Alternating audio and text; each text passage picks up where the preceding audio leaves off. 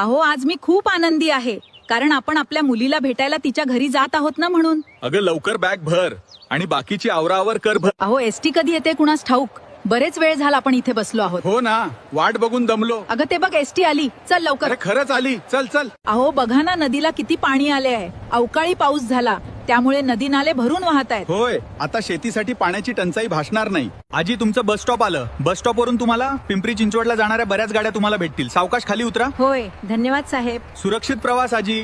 चला आलो एकदाच पिंपरी चिंचवडला. या एसटी आणि बसच्या प्रवासाने जीव वैतागून गेला आहे. या जरा इकडे थांबू. कसे आहात आई बाबा तुम्ही? हे घ्या पाणी प्या. येताना खूप दगदग तर नाही ना झाली? अगं मुली दगदग नाही झाली, पण या उन्हाने जीव वैतागून गेला हा. आई तुझ्यासाठी थंडगार सरबत बनवते. सरबत पिऊन तुला जरा बरं वाटेल. आता संध्याकाळ होत आली. मी बाबांच्या आवडीची अंडा करी आणि भाकरी केल्या आहेत. थोड्या वेळाने अंधार पडेल तोपर्यंत मी सगळा स्वयंपाक करून घेते. बाबांचं तर जेवण झाले आहे. ते मुलांसोबत गप्पा मारत आहेत. आई तू पण पोटभर जेवण कर. चला आता झोपूया.